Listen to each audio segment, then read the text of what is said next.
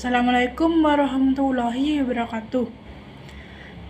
Kepada yang terhormat Bu Maulid selaku Guru Sejarah Pendidikan Islam. Perkenalkan, nama saya Nur Indah Trianwar Puspita. Di sini saya akan mempresentasikan tentang sejarah pendidikan Islam pada masa dinasti Fatimiyah di Mesir. Jabaran materi. 1. Sejarah berdirinya dinasti Fatimiyah di Mesir. 2. Lembaga pendidikan Islam pada masa dinasti Fatimiyah di Mesir. 3. Perkembangan ilmu pengetahuan pada masa dinasti Fatimiyah di Mesir. 4. Kedudukan Al-Azhar dalam pengembangan dinasti Fatimiyah di Mesir.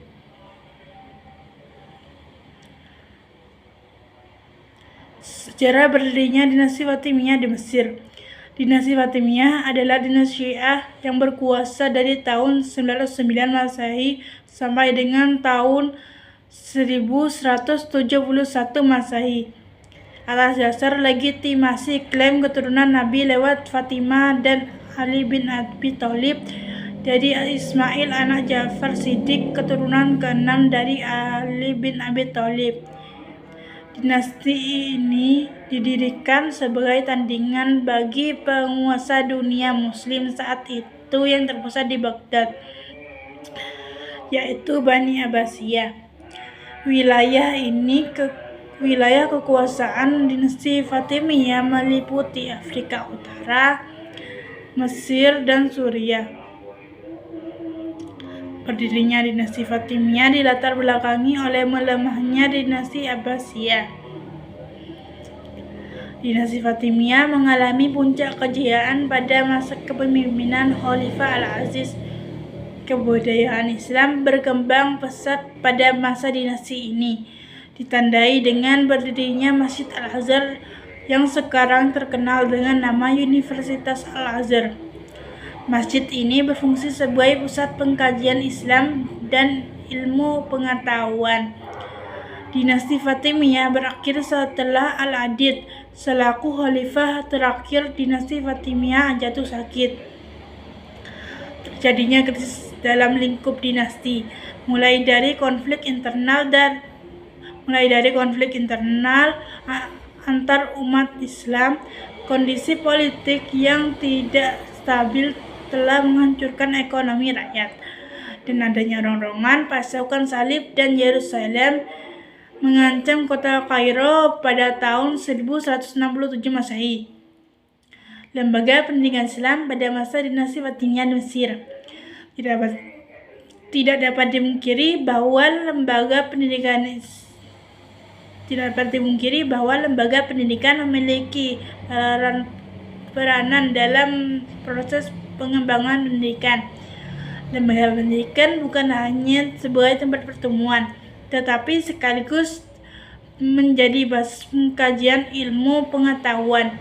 Pada masa dinasti Fatimiyah terdapat beberapa lembaga yang dijadikan pusat pengembangan pendidikan Islam, antara lain 1. Masjid dan Istana. Pada masa dinasti ini, Khalifah selaku pemimpin mengumpulkan para penulis di istana untuk menyalin buku-buku seperti Al-Quran, hadis, fikih, sastra, hingga ilmu kedokteran. Ia juga memberikan penghargaan khusus bagi para ilmuwan dan menugaskan mereka menjadi imam di masjid istana. 2. Perpustakaan. Perpustakaan terbesar yang dimiliki dinasti Fatimiyah dinamakan Dar al-Ulum, yang masih memiliki keterkaitan dengan perpustakaan Baitul Hikmah. Perpustakaan ini didirikan oleh Khalifah Fatimiyah Al-Aziz pada tahun 975 sampai 996 Masehi. Konon, perpustakaan ini berisi tidak kurang dari 100.000 volume. Bahkan boleh jadi sebanyak 600.000 jilid buku. 3. Dar al-Ilm.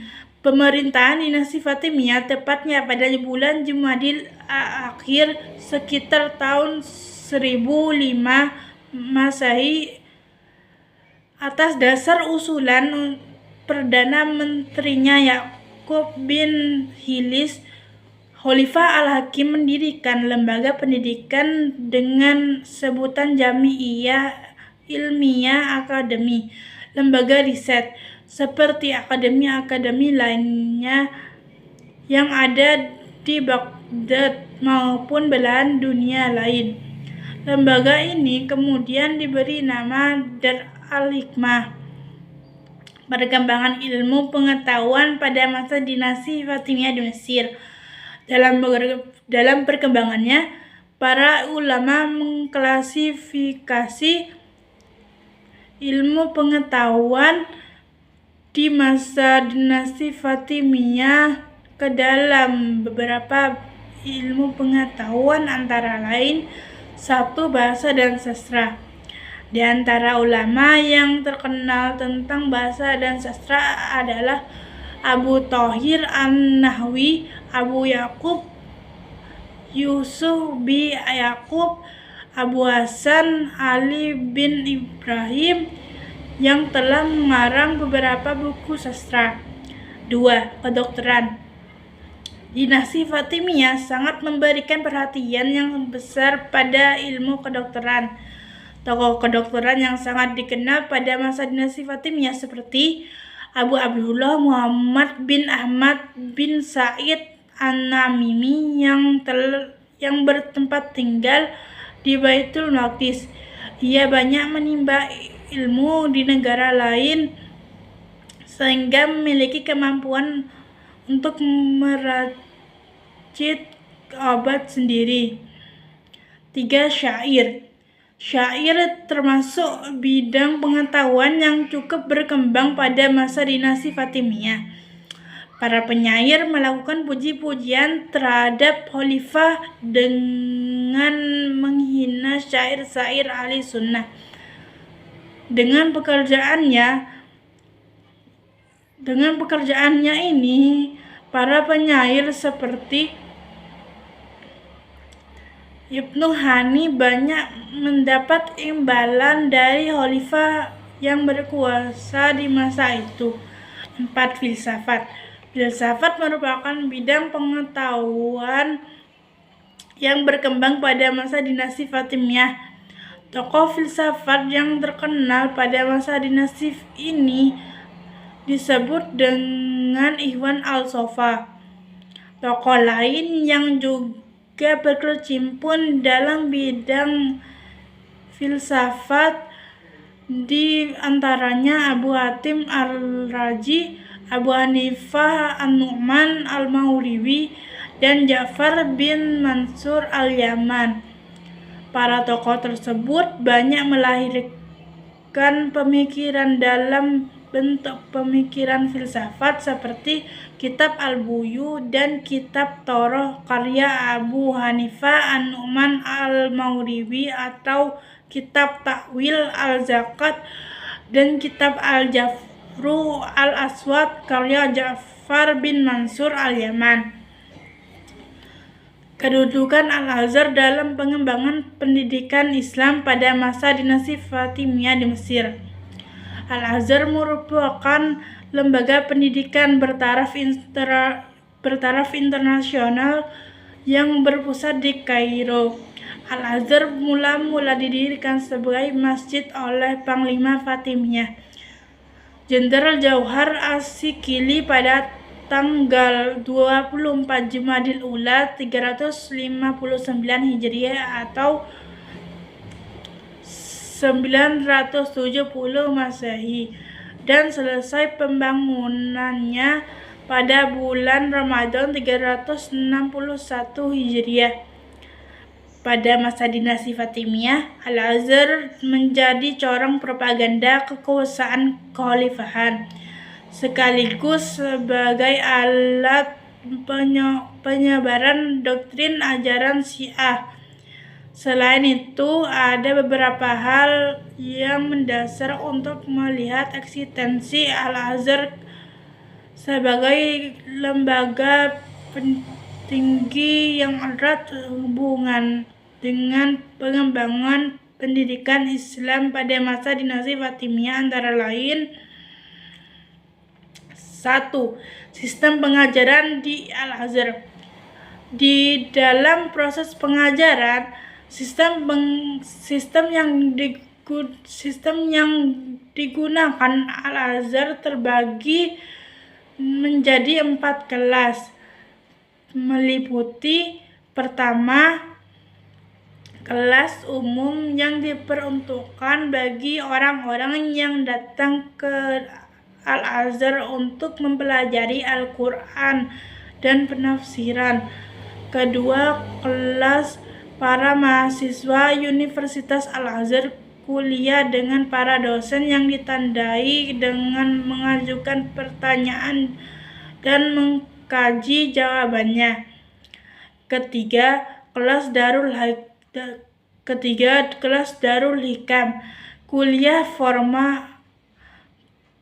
formal ini diberikan oleh para mubalik seminggu sekali pada hari Senin yang dibuka untuk umum, pada hari Kamis dibuka khusus untuk mahasiswa pilihan. Keempat, kelas non-formal, yakni kelas untuk pelajar wanita. 2. Kurikulum pengajaran Al-Azhar. Pada mulanya, pengajaran di Universitas Al-Azhar sama dengan pelaksanaan pengajaran di institusi pendidikan lain, yaitu metode berhalakoh melingkar. Seorang pelajar bebas memilih guru dan berpindah sesuai dengan kemauan. Di samping itu, metode lain yang sangat dikembangkan dalam proses pembelajaran antar siswa yaitu metode diskusi. Seorang guru berperan sebagai fasilitator untuk memberikan penajaman terkait materi yang didiskusikan. Sedangkan kurikulum yang dipakai di Al-Azhar pada mula fikih dan Al-Quran dan ilmu agama lainnya. Namun, setelah berubah menjadi universitas, mulailah memasukkan disiplin ilmu umum seperti kedokteran, ilmu sejarah, ilmu hitung, logika, dan lain-lain. 3. Peranan Al-Azhar dalam mencetak ulama. Al-Azhar sebagai lembaga pendidikan tinggi saat itu telah banyak melahirkan tokoh ulama yang tidak lagi diragukan dari aspek keilmuannya, dan para ulama tersebut telah banyak menyumbangkan hasanah ilmu pengetahuan, terutama yang berhubungan nuansa-nuansa keislaman di antara tokoh-tokoh ulama yang dimaksud seperti Izzuddin bin Abdissalim, Imam Subki, Jalauddin As-Suyuti, Al-Hafiz Ibnu Hajar Asqalani, yang karya monumentalnya masih dapat dipelajari dan disaksikan sampai sekarang ini. Demikian presentasi dari saya. Wassalamualaikum warahmatullahi wabarakatuh.